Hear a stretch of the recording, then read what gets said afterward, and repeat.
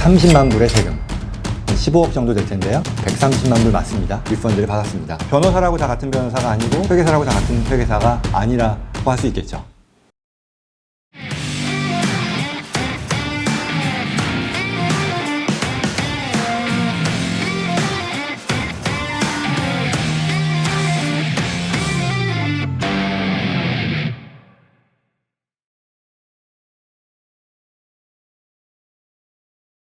안녕하세요, 준청입니다. 오늘은 저희 회사 자랑을 좀 하게 될 것 같습니다. 저희 회사 내부 의견으로 강의 내용 중에 실제 우리가 겪은 케이스들, 성공 사례에 대해서 좀 공유하면 어떻겠냐는 의견이 있어서 앞으로 그와 같은 내용을 가끔씩 다뤄보려고 합니다. 오늘은 그 첫 번째로서 개인 고객인데 저희가 수임한 이후에 저희가 수임하기 이전에 준비되었던 과거 세무신고서를 검토해서 그 과거 연도에 대해서 추가로 세금을 돌려받은 사례에 대해서 살펴보겠습니다. 이분 같은 경우는 고소득 자영업자로서 결과적으로는 외국세액 공제를 활용해서 130만 불의 세금, 130만 불 맞습니다. 한 15억 정도 될 텐데요. 돌려받게 된 사례입니다. 사실관계를 먼저 말씀을 드릴 텐데요. 따져보면 다음과 같습니다. 이분은 한국과 미국에 걸쳐서 수익을 올리는 유명 인사입니다. 즉, 한국에서도 경제활동을 통해 돈을 벌고 또 한국에 자산도 있고 또 한국 종합소득세 신고라고 하죠. 그 신고 대상이었습니다. 그리고 한편 미국에서도 경제활동을 통해서 수익을 내고 또 자산도 있고 당연히 미국에서도 소득세 신고를 해왔던 상황인 거죠. 그래서 이분 같은 경우 저희가 2016년도에 서비스를 처음 시작하게 되었어요. 계기는 이제 이분이 한국과 미국에 걸쳐서 고수익의 어떤 경제 활동을 하는데 저희와 같은 한국, 미국 양국의 법을 활용해서 텍스 플래닝을 도와주는 회사가 이분을 서비스해주면 좋겠다라는 어떤 다른 그 로펌을 다니는 동료 변호사를 통해서 소개를 받았고 저희가 2016년도부터 서비스를 시작하게 된 거죠. 그래서 저희가 늘 하는 그런 과정인데요. 수임 이후에 직전 연도의 세무신고서를 검토했습니다. 즉 2016년도였으니까 2013년, 14년도에 대해서 신고서를 검토했고요. 15년은 아직 신고가 안 된 상황이었습니다. 그리고 또 그보다 더 과거 연도죠. 13년 이전, 12년, 11년에 대해서는 소멸시효, Statute of Limitation이라고 하는데요.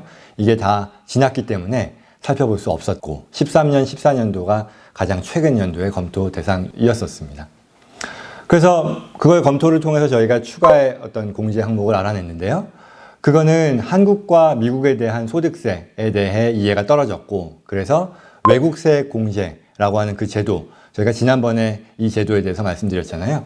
이러한 그 Foreign Tax Credit을 위해 신청 가능액이라는 게 나올 텐데 한국 소득세 신고서를 분석하면 그걸 적극적으로 해석하거나 적극적으로 그 금액을 클레임하지 못해서 결국 그 말은 실제 처음에 도와줬던 사람이 이 인터내셔널 텍스에 대해서 어떤 충분한 경험과 지식이 부족했다라고 볼 수 있었던 거죠.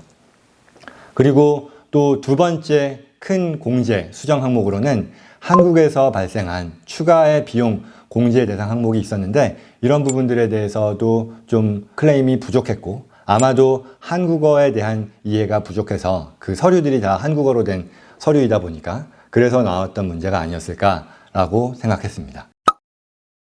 뭘 했느냐 우리가 우선 첫째로 2013년, 14년에 대해 세무신고 수정 작업을 진행했습니다. 아까 말씀드린 대로 그 이전 해들에 대해서는 소멸시효, Statute of Limitation 때문에 더 진행할 수가 없었고요.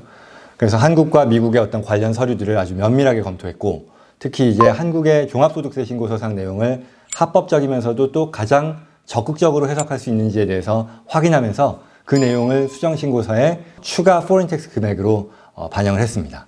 두 번째로는 IRS, 미국의 국세청이죠.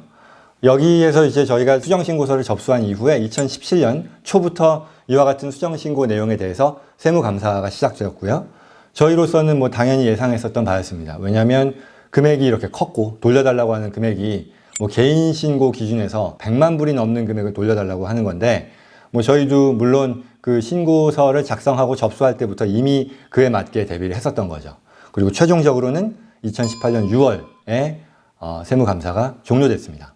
대략 뭐 거의 한 1년 3개월 정도를 진행했는데 그 감사 과정이 뭐 어땠었냐 하면 뭐 아주 굉장히 첫 번째로 타이트하게 그런 과정을 거쳤습니다.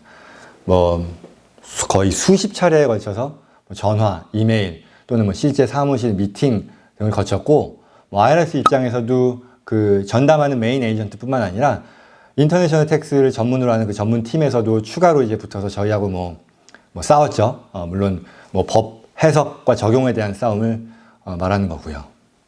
특히 이제 그 중에는 여러 차례 그 한국 서류에 대한 증빙을 요청한다거나 아니면 또 그와 같은 한국 서류의 내용에 대해서 설명, 번역, 뭐 관련 규정을 어떻게 해석하느냐에 대한 어떤 요청 등이 있었고요.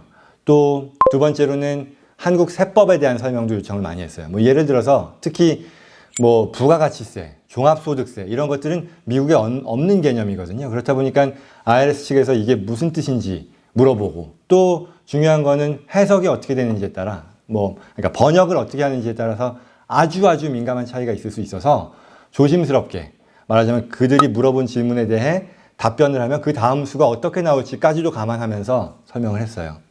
뭐 예를 들어서 뭐 가산세라고 우리말로 했을 때 이거를 페널티 텍스라고 하느냐 아니면 뭐 레이트 파일링 피라고 하느냐에 따라서 미국 세법상으로는 어마어마한 차이가 생기는데요.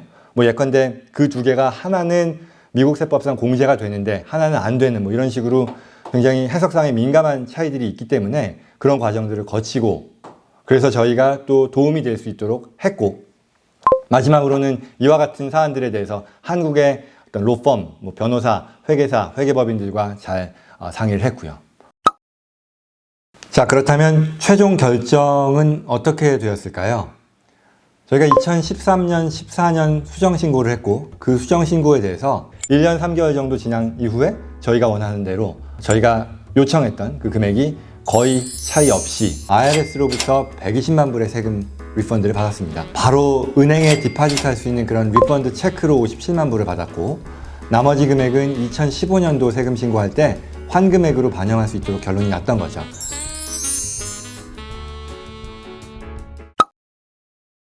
그래서 이제 이걸 통해서 알아야 할 점이 있습니다.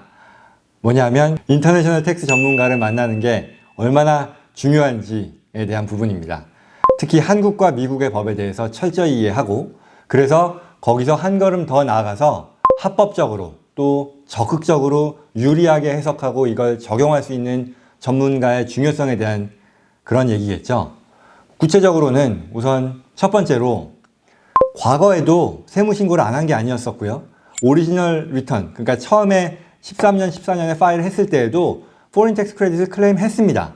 그런데 저희가 더 많이 챙겨준 거죠. 결국은 근거법은 같습니다. 그런데 이에 대해서 합법적이면서 또 적극적으로 적용을 해서 그 내용을 IRS로부터 인정받음으로써 가능했던 거죠. 상투적인 표현이지만 변호사라고 다 같은 변호사가 아니고, 또한 회계사라고 다 같은 회계사가 아니라고 할 수 있겠죠. 두 번째로는 과거 걸 돌려받은 것뿐만이 아니라 이 말은 15년, 16년, 17년, 18년도에도 줄일 수 있는 근거를 마련했다는 얘기죠.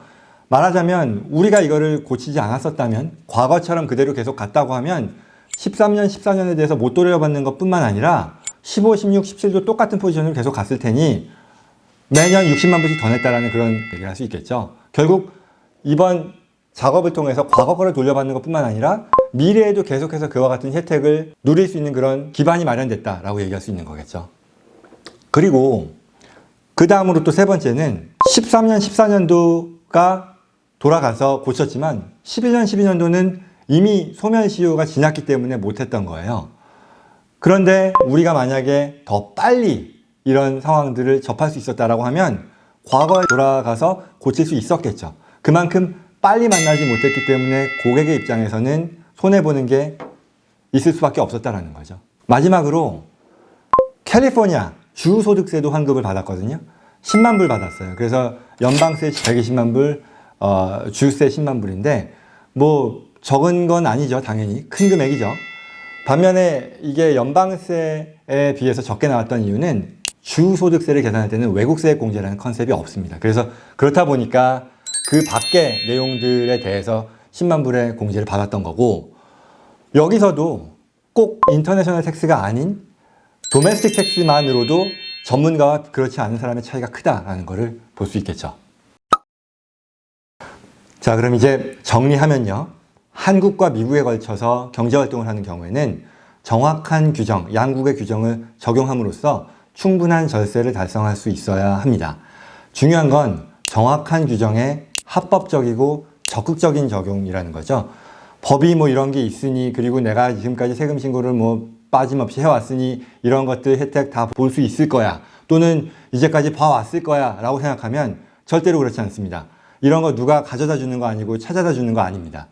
그런 혜택을 볼 수 있기 위해서는 그 법을 제대로 알고, 이제 그 법이라 하는 거는 한국과 미국 양국의 관련 법에 대해서 둘 다 충분히 알아야 된다는 뜻이죠. 그리고 그걸 제대로 적극적으로 적용할 수 있을 경우에만 그런 혜택을 볼 수 있다는 뜻입니다. 말하자면 싸움닭이 될 수 있어야 된다는 뜻이기도 하겠죠. 그래서 도움이 되셨기를 바라고요. 다음에는 비슷한 사례를 가지고 또 기회가 되면 다뤄볼 예정인데요. 그때는 마찬가지로 또 세법의 정확하고 그러나 공격적인 적용을 통해서 저희가 고객의 세금 돌려받았던 그런 케이스들에 대해서 말씀을 드리겠습니다. 그리고 이번에는 다음번에 할 때에는 법인, 오늘은 개인소득세 관련된 얘기를 했으니까요. 법인 사례를 통해서 비슷한 그 성공 사례를 다뤄보도록 하겠습니다. 감사합니다.